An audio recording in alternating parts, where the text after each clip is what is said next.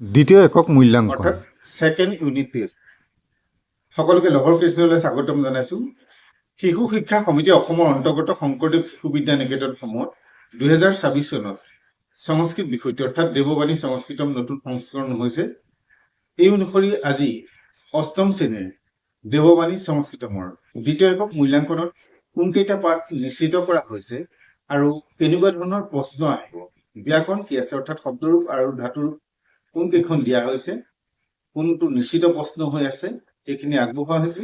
ভিডিঅ'টি আৰম্ভণিৰ পৰা শেষলৈকে চাবা আৰু লাইক কমেণ্ট কৰি জনাবলৈ নাপাহৰিবা। লগতে এইটো কথা মনত ৰাখিবা, এই পাঠকেইটাৰ প্ৰশ্নোত্তৰ এতিয়া উত্তৰ কৰি দিয়া হোৱা নাই, গতিকে ইয়াৰ উত্তৰসমূহ আগৰ ভিডিঅ'ত সুন্দৰভাৱে দিয়া আছে, লিখিতভাৱে দিয়া আছে, পোষ্টত লিখিতভাৱে প্ৰেৰণ কৰা হৈছে আৰু লগত বুজাই দিয়া হৈছে, অসমীয়া অনুবাদ দিয়া হৈছে। যদি কিবা প্ৰশ্নৰ উত্তৰ বুজি নোপোৱা তেতিয়াহ'লে এই ভিডিঅ'টো পুনৰ এবাৰ চাই ল'লে তোমালোকে ভাল ধৰণে বুজিব পাৰিবা। আহা এতিয়া পাঠকেইটাৰ মাজলৈ আগবাঢ়ি যাওঁ। প্ৰথমে আছে পঞ্চমহ পাঠ দশ পুত্ৰ শ্ৰম দ্ৰুমহ, 10জন পুত্ৰৰ সমান বৃক্ষ। এই পাঠটো বিভিন্ন ধৰণৰ প্ৰশ্ন আছে, বিভিন্ন ঔষধি গছৰ নাম আছে। গতিকে ইয়াত প্ৰশ্ন কেনেকুৱা ধৰণৰ আছে, প্ৰথমতে আছে একপদনৰ উত্তৰত জীৱনস্য মূলং কে ভৱন্তি, এনেধৰণে একপদনৰ উত্তৰত আছে, পূৰ্ণ বাক্যনৰ উত্তৰত আছে। গতিকে এইখিনি প্ৰশ্ন চাব লাগিব আৰু খালী ঠাই দিয়া হৈছে। তাৰ পাছতে আছে ষষ্ঠ পাঠ পুষ্কৰ তীৰ্থম।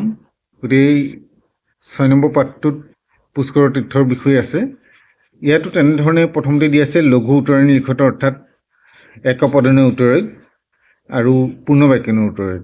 গতিকে এইখিনি একপদনৰ আৰু পূৰ্ণ বাক্যনৰ উত্তৰতখিনি যদি তোমালোকে ভাল ধৰণে চোৱা তেতিয়াহ'লে ইয়াৰ পৰা যদি প্ৰশ্ন হয় পুষ্কৰ তীৰ্থমৰ বিষয়ে 5টা বাক্য লিখা বুলি, তেতিয়াহ'লে এই প্ৰশ্নকেইটাৰ উত্তৰৰ পৰাই তোমালোকে 5টা বাক্য প্ৰস্তুত কৰিব পাৰিবা। সেইকাৰণে একপদনৰ আৰু পূৰ্ণ বাক্যনৰ যিখিনি প্ৰশ্ন দিয়া হৈছে সেই প্ৰশ্ন উত্তৰখিনি ভাল ধৰণে তোমালোকে মুখস্থ কৰিবা। ইয়াৰ পাছতে আছে বাক্য নিৰ্মাণং কুৰুত, বাক্য ৰচনা কৰিব লাগে। কিছুমান শব্দ দিয়া হৈছে, পৰ্যায়বাচী শব্দানৰ লিখত পৰ্যায়বাচী শব্দ লিখিব লাগে। কিন্তু এইখিনি যিহেতু প্ৰথম পাঠত এনেকুৱা প্ৰশ্ন নাই, সেইকাৰণে তোমালোকে বাক্য ৰচনা কৰা আৰু পৰ্যায়বাচী শব্দখিনি ভাল ধৰণে মনত ৰাখি ল'বা। শেষৰ পাঠ অৰ্থাৎ এইবাৰ 3টা পাঠেই আগবঢ়োৱা হৈছে। তাৰ শেষৰ পাঠটোৱে হ'ল সপ্তমহ পাঠ অষ্টাদশ শ্লোকীগীতা। এই অষ্টাদশ শ্লোকীগীতাৰ তোমালোকে শ্লোকখিনি ভাল ধৰণে মুখস্থ কৰিবা।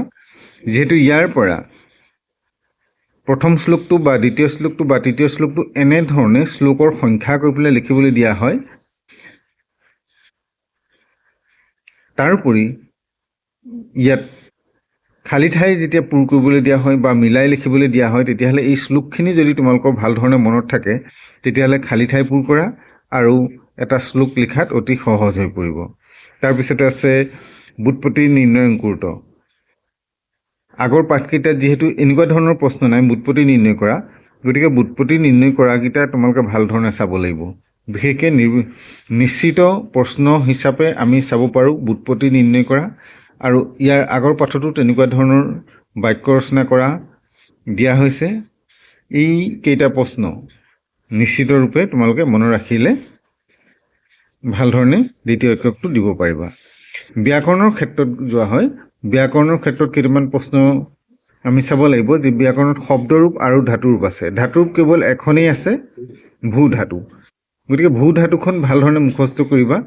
তাত 5টা ভাগ থকা হয়।